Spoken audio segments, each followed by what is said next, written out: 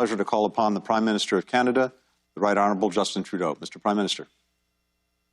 Thank you. Hello, everyone. Bonjour à tous. I want to begin by thanking President Biden for hosting this summit. Mr. President, thank you for your leadership on addressing the climate crisis and on other shared priorities, from the fight against COVID-19 to building a strong middle class. I'm encouraged to see so many countries coming together today to fight climate change. It's the only way to overcome the challenges people face in every part of our world. That's why it's also vital that we all work together to strengthen respect for international law, reaffirm our collective commitment to human rights, and stand up for people who face persecution abroad. Our collective success depends on finding a better path, not only to a more sustainable future, but to shared peace and prosperity for everyone.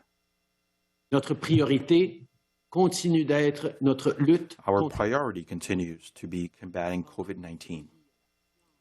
We rely on science to save lives and develop vaccines, but we must also listen to climate science, which tells us that we are facing an existential threat. Against a polluted planet. When Canadians elected us 5 years ago, our emissions were projected to keep rising through 2030. But with hard work and a solid plan, Canada is now on track to blow past our old target of 30% reduction below 2005 levels. Last December, we strengthened our climate plan to reduce more emissions, including with a world-leading price on pollution. This week, we made additional investments in the budget, and today, Canada is in a position to raise our climate ambition once again. Our new climate target for 2030 is to reduce our 2005 emission levels by 40 to 45%. And we will continually strengthen our plan and take even more actions on our journey to net zero by 2050. Seules les politiques climatiques sérieuses donnent des résultats. Only bold climate policies lead to bold results. For example, you can no longer pollute in Canada for free. In 2030, our carbon price will reach $170 per ton. Climate ambition and economic ambition go together.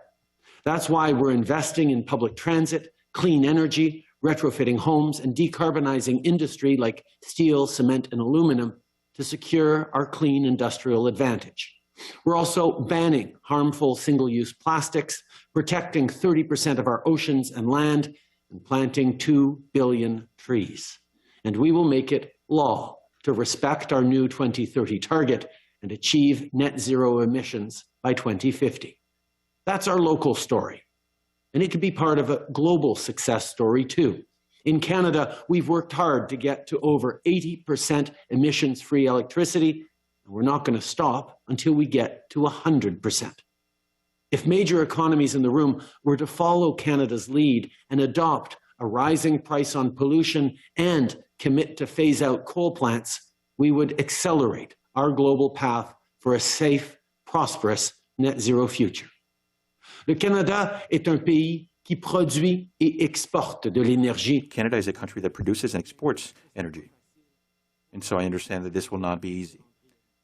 We are all facing different realities, but if all governments and Indigenous peoples and different sectors can all come together and work together, then we should be able to find solutions and create real change.